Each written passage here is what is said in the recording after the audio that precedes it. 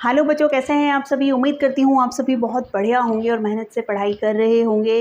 Last video में हम demand का मीनिंग और determinants of demand topic cover कर चुके हैं। अगर आप लोगों ने वो टॉपिक नहीं पढ़ा है तो आप हमारा लास्ट वीडियो देखिएगा। वीडियो का लिंक आपको नीचे डिस्क्रिप्शन बॉक्स में मिल जाएगा। पहले वो टॉपिक पढ़िएगा, तभी आपको लॉ ऑफ डिमांड का कॉन्सेप्ट क्लियर होगा। और आप लोगों को मैं एक बात और बोलना चाहूँगी बेटा, जब आप वीडियो देख रहे होते हैं पूरा ध्यान से वीडियो देखने के साथ साथ आप अपना नोट मेकिंग भी करिएगा। आपके पास अपना एक स्टडी मटेरियल होगा जो आपको रिवीजन में हेल्प करेगा। तो जो भी आपको वर्क कराया जाता है आप उसके नोट्स बना के रखिएगा और आपकी बुक में या सैम्पल पेपर में जो भी क्वेश्चंस दिए गए हैं उन्हें साथ साथ सॉल्व कीजिएगा। अगर आपको कहीं भी किसी भी क्वेश्चन में कोई डाउट आता है तो आप अपने डाउट्स हमें भेजिएगा। आपके सभी डाउट्स सॉल्व कराए जाएंगे। तो अब हम स्टार्ट करते हैं हमारा next topic, law of demand. Law of demand का कॉन्सेप्ट आपका प्रोफेसर अल्फ्रेड मार्शल के द्वारा दिया गया है। 1990 में उनकी एक बुक पब्लिश हुई थी, प्रिंसिपल्स ऑफ इकोनॉमिक्स।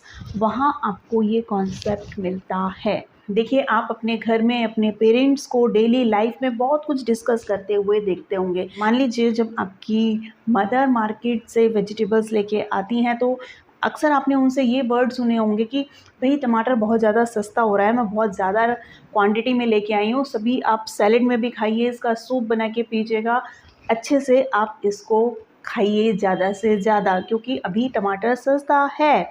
ठीक है। और ऐसा भी सुना होगा कि टमाटर का जो प्राइस है वो 100 को क्रॉस करता जा रहा है, बहुत महंगा हो गया है। मुझे जहाँ 2 kg लेके आना था वहाँ मैं 1 kg लेके आई हूँ। तो तुम्हें ध्यान से इसको यूज़ करना है, वेस्ट नहीं करना है।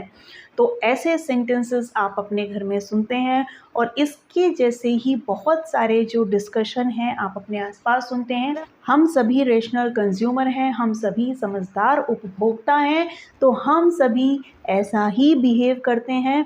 और जब सभी लोग एक जैसा बिहेव करते हैं किसी पर्टिकुलर सिचुएशन में तो वो आपका एक नियम बन जाता है, वो आपका एक लॉ बन जाता है। तो हम यहाँ वही लॉ पढ़ रहे हैं जिसे हम कहते हैं लॉ ऑफ डिमांड। अब हम समझते हैं लॉ ऑफ डिमांड का meaning. Law of demand state the negative relationship between quantity demanded and the price of a commodity when other things remains same. ये जो आपको मीनिंग दिया गया है इसमें जो कुछ वर्ड्स दिए गए हैं, जैसे कि एक तो आपको दिया गया है नेगेटिव रिलेशन और एक आपका वर्ड निकल के आता है अदर थिंग्स रिमेन सेम। तो हम इन्हें समझते हैं। देखिए, हमें ये बात पता है कि जब भी किसी पर्टिकुलर कमोडिटी का प्राइस बढ़ता है, ठीक है, तो हम क्या करते हैं, क्वांटिटी डिमांड कम कर देते हैं। ठीक है। तो देखिए दोनों अपोजिट डायरेक्शन में जा रहे हैं ना, प्राइस बढ़ रहा है तो क्वांटिटी डिमांड कम हो रही है, तो इसको हम कहते हैं नेगेटिव रिलेशन। इसके अपोजिट जब आपका प्राइस कम हो रहा है तो क्या हो रहा है, क्वांटिटी डिमांड बढ़ता है। तो यहाँ भी आपका दोनों अपोजिट डायरेक्शन में जा रहे हैं, बढ़े या कम हो, तो ये हमारा नेगेटिव रिलेशन या इनडायरेक्ट रिलेशन कहलाता है। ठीक है। तो लॉ ऑफ डिमांड में एक बात तो आपको समझ में आ गई कि भाई जो प्राइस है और जो डिमांड है वो अपोजिट डायरेक्शन में जाएंगे। इसके साथ साथ अब आपका एक ये टर्म आता है अदर थिंग्स रिमेन सेम। ये अदर थिंग्स हैं आपके डिटर्मिनेंट्स ऑफ डिमांड, यानी कि प्राइस के अलावा price of related goods, consumer की इनकम हो गई, आपके टेस्ट एंड प्रेफरेंसेस हो गए, नंबर ऑफ कंज्यूमर्स हो गए। ठीक है, बहुत सारी चीज़ें हैं। तो ये सारी चीज़ें क्या होती हैं, इनमें कोई चेंज नहीं होता, ये आपकी कांस्टेंट रहती हैं। उस टाइम पे आपका प्राइस और डिमांड का जो अपोजिट रिलेशन होता है वो आपका लॉ ऑफ डिमांड को बताता है। ठीक है। तो अब देखिए यहाँ अगर हम एक ये शेड्यूल ले लेते हैं कि मान लीजिए आपका जो टमाटो का प्राइस है वो आपका 10 पर केजी है। 10 पर केजी प्राइस होने से आप क्या कर रहे हैं, 30 केजी टमाटो परचेज कर रहे हैं। अगर आपका प्राइस बढ़ के 20 हो जाता है तो आप डिमांड कम कर देते हैं। अगर प्राइस आपका और बढ़ जाता है तो आप डिमांड और कम कर देते हैं। तो आप यहाँ देखेंगे जब हमारा ये प्राइस बढ़ रहा है तो आप क्वांटिटी कम कर रहे हैं। ठीक है। तो जब आप इसका ग्राफ ड्रॉ करते हैं, यहाँ हम लेंगे प्राइस, यहाँ हम लेते हैं क्वांटिटी। प्राइस हमारा है 10 20, 30। क्वांटिटी 10 से हमने 30 जाना है, 10, 20, 30। तो 10 जब हमारा प्राइस है, क्वांटिटी कितनी है 30, 20 पे 25 है तो 20 और 30 के बीच में यहाँ आएगी, ये आपकी आ गई 25। 30 पे आपका है 10, तो आपको ये पॉइंट मिल गया। जब इन पॉइंट्स को आप मिला देते हैं तो देखिए ये हमें डिमांड कर्व डी मिल जाता है, जो कि हमें प्राइस और क्वांटिटी में नेगेटिव रिलेशन को बताता है जब हमारे ये अदर फैक्टर्स कांस्टेंट रहते हैं। इस सिचुएशन में जो हमारा डिमांड कर्व है left to right downward sloping curve होता है। जब हमारा प्राइस में चेंज आने से डिमांड में चेंज आता है तो इसे हम चेंज इन क्वांटिटी डिमांडेड कहते हैं। और जब हमारा प्राइस कांस्टेंट रहने पे अदर फैक्टर्स में चेंज आने से हमारा डिमांड में इंक्रीज या डिक्रीज होता है तो हम उसे चेंज इन डिमांड कहते हैं। अब हम यहाँ चेंज इन क्वांटिटी डिमांडेड और चेंज इन डिमांड डिटेल में पढ़ते हैं। चेंज इन क्वांटिटी डिमांड में आप याद रखिएगा कि जितना भी इफेक्ट पड़ता है आपका प्राइस का होता है, बाकी सारे जो हमारे फैक्टर्स हैं वो कांस्टेंट रहते हैं। यहाँ देखिए हमें दो तरीके के इफेक्ट देखने के लिए मिलते हैं। जब हमारा प्राइस कम हो रहा होता है और क्वांटिटी इंक्रीज हो रही होती है तो हम उसे एक्सटेंशन बोलते हैं, और जब हमारा प्राइस बढ़ने की वजह से हमारी डिमांड कम हो रही होती है तो हम उसे कॉन्ट्रैक्शन इन डिमांड बोलते हैं। अब देखिए यहाँ हमारा जो प्राइस है 100 से कम होके 50 हो गया, तो उसका इफ़ेक्ट क्या हुआ, हमारी क्वांटिटी डिमांड 20 से 40 हो जाती है। इसे हम ग्राफ पे शो करते हैं। 100 प्राइस था तो डिमांड कितनी थी, 20 थी। जब हमारा प्राइस 50 हो गया तो क्वांटिटी डिमांड है, तो हमें इस तरह से हमारा डिमांड कर्व मिलता है डी। ये हमारे दो पॉइंट्स हैं, देखिए।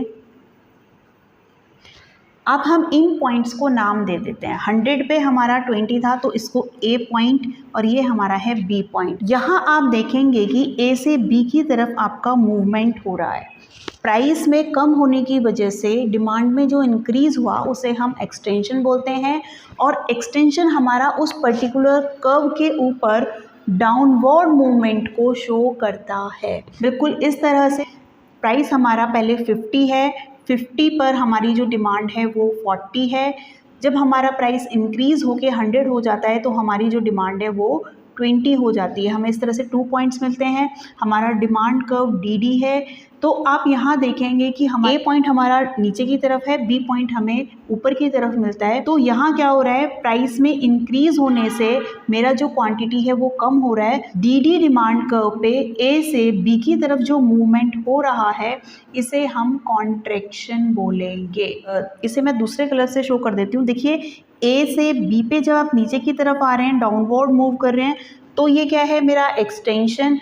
और जब आप प्राइस में इंक्रीज होने की वजह से आपकी डिमांड कम हो रही है तो आप कर्व पे अपवर्ड मूव कर रहे हैं। ए से बी पर आप ऊपर की तरफ मूव कर रहे हैं तो इसे आप अपवर्ड मूवमेंट बोलेंगे, ठीक है। तो ये हमारा एक्सटेंशन, ये हमारा कॉन्ट्रैक्शन। अब आप देखिएगा चेंज इन डिमांड में, चेंज इन डिमांड में क्या होता है कि हमारा प्राइस तो कांस्टेंट है, प्राइस 100 है। उस 100 प्राइस पे आपकी जो डिमांड थी वो कितनी थी, 20 थी, ठीक है। तो यहाँ कहीं देखिए अगर कोई भी और कांस्टेंट प्राइस का लेवल लेंगे तो आपकी डिमांड पे उतना ही इफेक्ट पड़ेगा। मान लीजिए अगर यहाँ प्राइस बढ़ जाता है तो डिमांड कम होगी लेकिन वो कांस्टेंट रहेगी। देखिए यहाँ आपका अगर 100 प्राइस कांस्टेंट रहता है तो डिमांड मेरी 20 है। तो इन पॉइंट से अगर आप कोई कर्व ड्रॉ करेंगे तो इस तरह से आपको कोई डिमांड कर्व डी मिलता है। उस 100 प्राइस पर ही मेरी जो क्वांटिटी डिमांड है वो बढ़ रही है, ठीक है। तो मुझे एक इस पॉइंट से 40 पे हम कोई कर्व ड्रॉ करते हैं तो वो कर्व हमें कुछ इस तरह से मिलेगा। ये हमारा D1 कर्व होगा। ये हमें क्या बता रहा है कि 100 कांस्टेंट प्राइस पे हमारी जो डिमांड है इंक्रीज हो रही है, और इंक्रीज का क्या इफेक्ट है कि हमारा डिमांड कर्व राइट साइड जा रहा है, ठीक है। बिल्कुल ऐसे ही 100 पर जब मेरी डिमांड है 40 तो कुछ इस तरह से यहाँ हमें एक डिमांड कर्व मिलता है D। और उस 100 प्राइस पर मेरी क्वांटिटी डिमांड जब कम हो जाती है, प्राइस मेरा सेम है, तो मुझे कुछ इस तरह से एक कर्व मिलता है D1 D1। यहाँ पे क्या हो रहा है, कांस्टेंट प्राइस के लेवल पर डिमांड क्या हो रही है, कम हो रही है। ठीक है, तो इसको हम डिक्रीज इन डिमांड कहेंगे। प्राइस कांस्टेंट रहते हुए अदर फैक्टर्स की वजह से मेरी डिमांड बढ़ती है तो मैं इसे इंक्रीज इन डिमांड कहती हूँ। और जब मेरी डिमांड कांस्टेंट प्राइस पे अदर फैक्टर्स की वजह से कम हो जाती है तो मैं इसे डिक्रीज इन डिमांड कहती हूँ।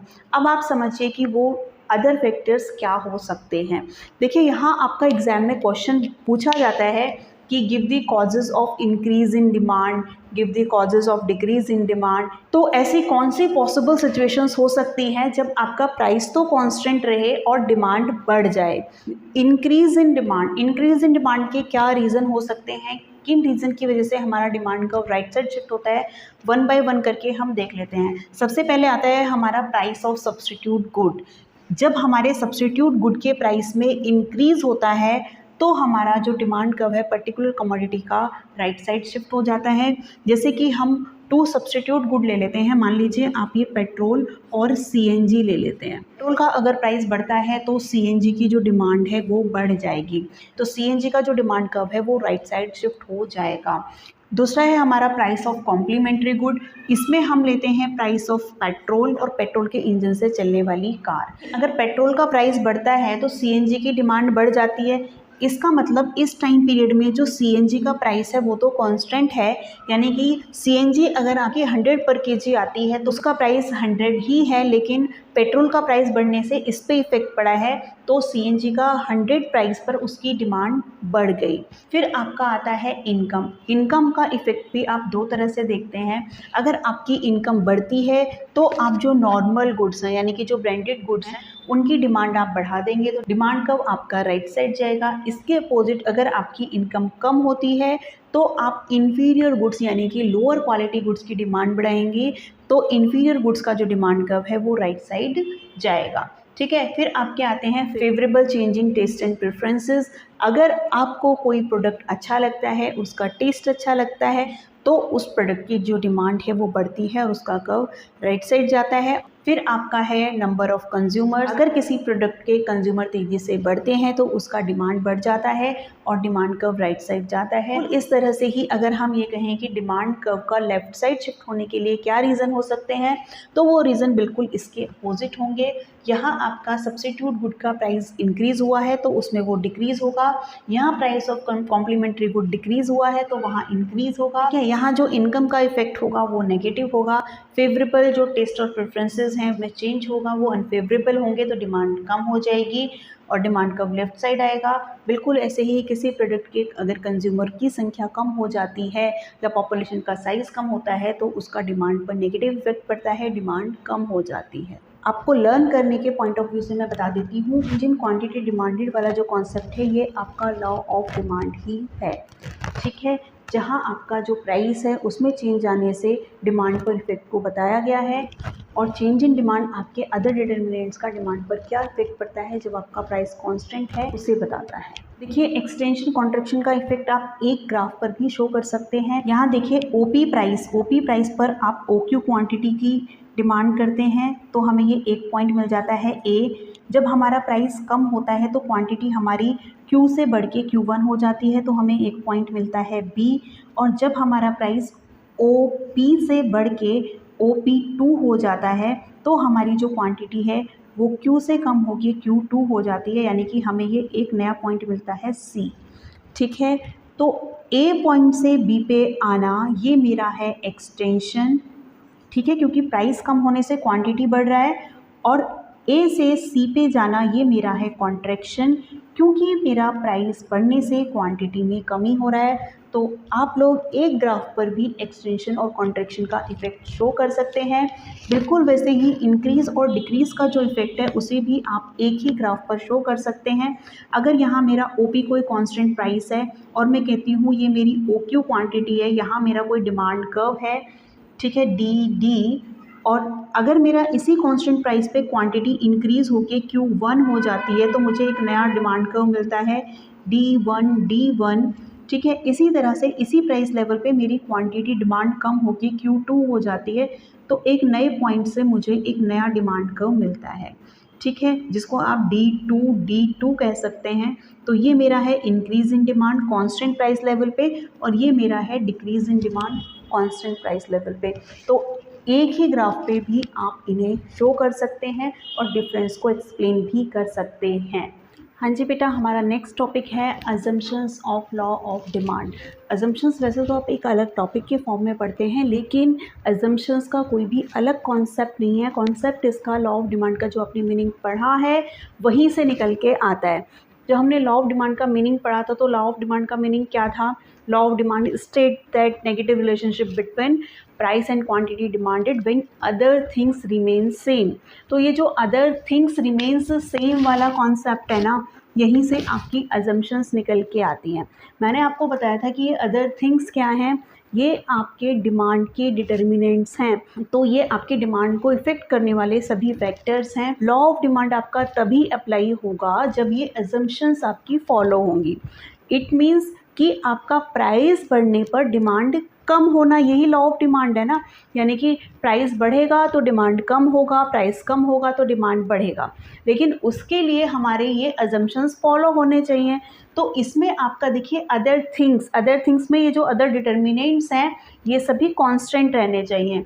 यानी कि आपके जो टेस्ट एंड प्रेफरेंसेस हैं उनमें कोई चेंज नहीं आना चाहिए, आपका जो इनकम है उसमें कोई चेंज नहीं आना चाहिए, कंज्यूमर के साइज़ में कोई चेंज नहीं आना चाहिए, इनकम का जो डिस्ट्रीब्यूशन है वो जिस तरह से हो रहा है, अगर आपका इक्वल डिस्ट्रीब्यूशन हो रहा है तो इक्वल ही हो रहा है, अगर आपका अनइक्वल डिस्ट्रीब्यूशन हो रहा है इकोनॉमी में तो आपका अनइक्वल डिस्ट्रीब्यूशन ही हो रहा है, तो उसमें कोई चेंज नहीं आएगा। फ्यूचर एक्सपेक्टेशंस, भविष्य में भी आपके जिस प्रोडक्ट को आप खरीद रहे हैं के प्राइस में किसी भी तरीके के बढ़ने या घटने की कोई भी पॉसिबिलिटी नहीं है। जैसे कि सपोज़ करो आप एक सेलफ़ोन ख़रीदना चाहते हैं आज की डेट में, अगर आपको पता है कि भाई आपका अगले महीने से इसका प्राइस डाउन हो जाएगा, तो अभी जो आपकी एट प्रेजेंट डिमांड है आप वो इफ़ेक्ट होगी, आप क्या करेंगे उसको पोस्टपोन कर देंगे।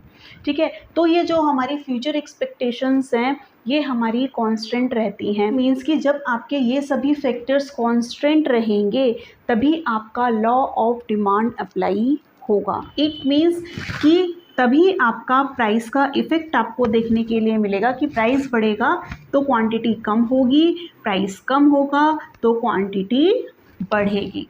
ठीक है, तो तभी आपको ये नेगेटिव रिलेशन देखने के लिए मिलेगा। नेक्स्ट टॉपिक है हमारा exceptions of law of demand. अब ये एक्सेप्शंस क्या है? मांग के नियम के अपवाद। अपवाद का मतलब क्या है आपका कि इन सभी सिचुएशंस में आपका लॉ ऑफ डिमांड अप्लाई नहीं होगा। इट मीन्स कि अगर इनमें से कोई भी सिचुएशन पाई जाती है तो प्राइस बढ़ने पे क्वांटिटी डिमांड आपका कम नहीं होगा। ठीक है, अप्लाई ना होने का मतलब तो यही है ना।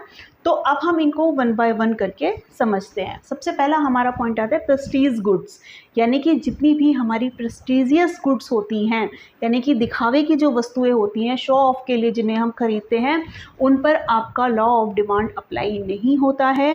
तो इसमें आप क्या करते हैं, जितनी ज़्यादा कीमत वाली जो चीज़ होती है आप उसी को ख़रीदना प्रेफर करते हैं, क्योंकि आप अपने आसपास का जो आपका ग्रुप सर्कल है आप उसमें अपने आप को ये दिखाना चाहते हैं कि मेरे पास ये सबसे महंगी चीज़ है।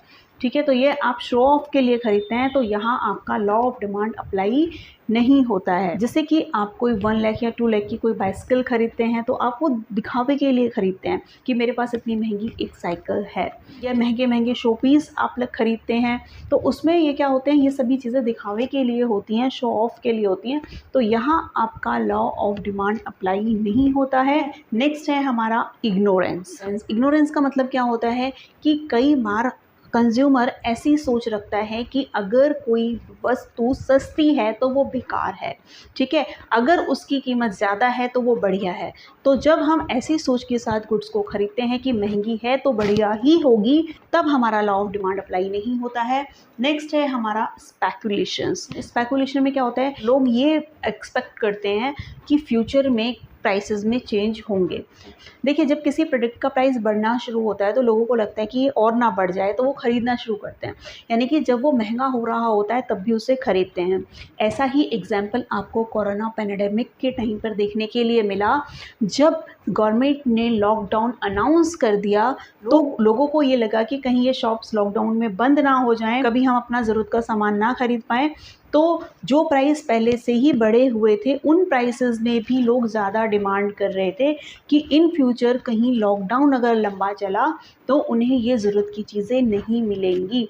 तो ऐसी सिचुएशन में भी आपका लॉ ऑफ डिमांड अप्लाई नहीं होता है। नेक्स्ट हमारा टॉपिक है गिफिन गुड्स। गिफिन गुड्स आपकी लोअर क्वालिटी गुड्स होती हैं। सर रॉबर्ट गिफिन हुए थे, उन्होंने जो लोअर क्वालिटी गुड्स होती हैं उनकी एक ऐसी कैटेगरी बनाई जिसमें कि आपका अगर उनका प्राइस बढ़ता है तो लोग उनको अच्छा समझते हैं और उनकी डिमांड बढ़ा देते हैं, ठीक है। और जब उनका प्राइस गिरता है तो लोग ऐसा समझते हैं कि ये इनका प्राइस ये सस्ती हैं तो ये बेकार हैं, ठीक है। तो ऐसी ही गुड्स की जो कैटेगरी थी उन्हें गिफिन गुड्स के नाम से जाना जाता है। आप लोगों ने एक ये भी बात ध्यान में रखनी है कि सभी Giffen goods lower quality goods होती हैं, यानी कि इन्फीरियर गुड्स होती हैं, लेकिन भी इन्फीरियर गुड्स गिफिन गुड्स की कैटेगरी में नहीं आती हैं। नेक्स्ट हमारा पॉइंट है नेसेसरी गुड्स। नेसेसरी गुड्स यानी कि जो हमारी आवश्यकता की वस्तुएं होती हैं उन पर भी हमारा लॉ ऑफ डिमांड अप्लाई नहीं होता है, क्योंकि जो हमारी ज़रूरत की चीज़ें हैं उनका प्राइस कितना भी बढ़ जाए या कितना भी गिर जाए, जितनी हमें ज़रूरत होती है हम उन्हें परचेज़ करते ही हैं। जैसे कि फॉर एग्जांपल हमारी मेडिसिन हो गई, कोई शुगर के लिए या बीपी के लिए कोई टैबलेट ले रहा है तो उसके प्राइस में अप एंड डाउन होने का उसकी डिमांड पर कोई भी असर नहीं पड़ेगा, तो वहाँ आपका लॉ ऑफ डिमांड अप्लाई नहीं होगा। नेक्स्ट आपका पॉइंट है इमरजेंसी, यानी कि आपका कभी भी किसी भी इमरजेंसी के टाइम पीरियड में भी हमारा लॉ ऑफ डिमांड अप्लाई नहीं होता है। आपने देखा होगा कोरोना के टाइम पीरियड में जब लोगों को ऑक्सीजन सिलेंडर्स की ज़रूरत पड़ रही थी तो उनका प्राइस ज़्यादा होने पर भी लोग उन्हें ख़रीद रहे थे, क्योंकि उन्हें अपनी लाइफ को प्रोटेक्ट करने के लिए उस वक्त ऑक्सीजन की ज़रूरत थी। तो इन सभी सिचुएशंस में आपका लॉ ऑफ डिमांड अप्लाई नहीं होता। सभी सिचुएशंस में आपका लॉ ऑफ डिमांड अप्लाई होता है जिन्हें आप अजम्पशंस कहते हैं, और जिन सिचुएशंस में आपका लॉ ऑफ डिमांड अप्लाई नहीं होता है उन्हें हम एक्सेप्शंस ऑफ डिमांड बोलते हैं, मांग के नियम के अपवाद बोलते हैं। आज हमने कौन कौन से टॉपिक कवर कर लिए हैं? लॉ ऑफ डिमांड कवर किया है, अजम्पशंस पढ़े हैं, एक्सेप्शंस पढ़े हैं, चेंज इन डिमांड और चेंज इन क्वांटिटी डिमांडेड, ये टॉपिक हम कवर कर चुके हैं। तो अब हम इन टॉपिक पर बेस्ड कुछ इंपॉर्टेंट क्वेश्चंस डिस्कस कर लेते हैं। Question number 1 is the law of demand states with decrease in price there is dash. तो यहाँ आप देखिएगा कि आपका देखिए ये पी प्राइस है, ये क्यू क्वांटिटी है, तो यहाँ इस प्राइस पे आपका ये क्वांटिटी आप डिमांड करते हैं। प्राइस आपका इंक्रीज़ होके P1 हो गया तो क्वांटिटी आपकी कम होके Q1 हो जाती है।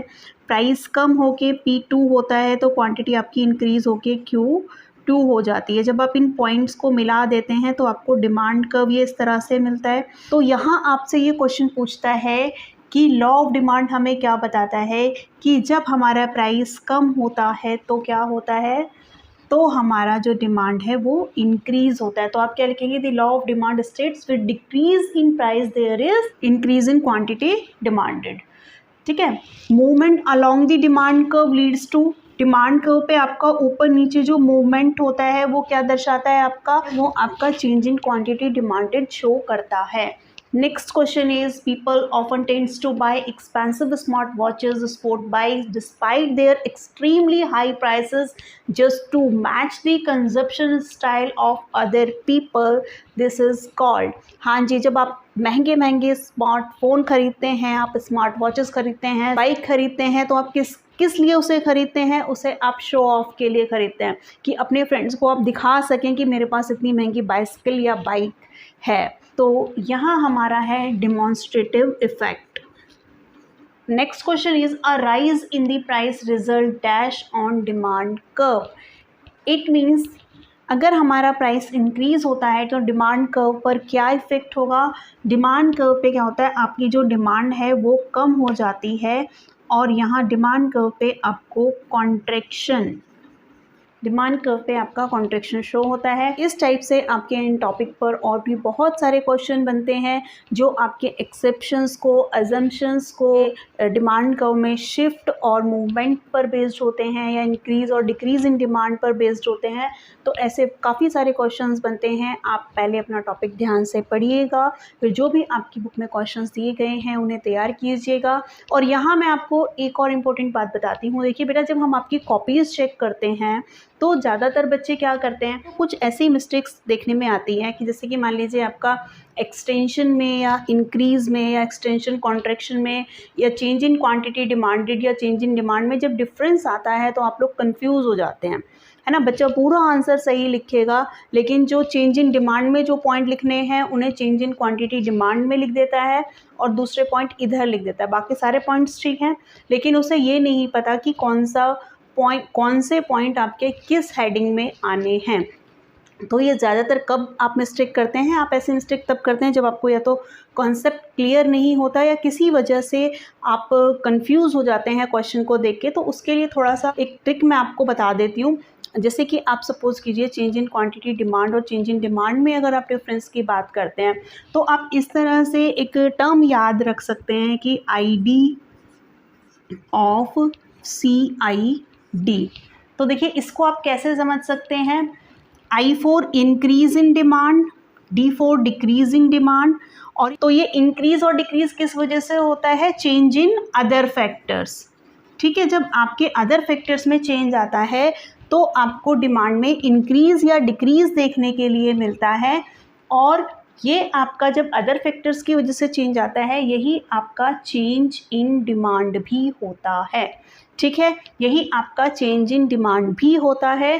तो जब आपको एक ये वाला कॉन्सेप्ट याद रहेगा तो आप मिस्टेक नहीं करेंगे। अगर आपको ये वाला कॉन्सेप्ट लर्न है तो आप दूसरा जो चेंज इन क्वांटिटी डिमांडेड है उसको समझने में फिर आपको कहीं भी लिखने में या समझने में कोई भी मिस्टेक नहीं होगी। तो याद रखने के लिए आप एक ये तरीका यूज़ कर सकते हैं। फिर आप इसके बेस पे समझ सकते हैं कि भाई इंक्रीज़ इन डिमांड और डिक्रीज़ इन डिमांड में जो हमारा डिमांड कर्व है वो एक पर्टिकुलर प्राइस के लेवल पे लेफ़्ट या राइट साइड शिफ्ट करता है।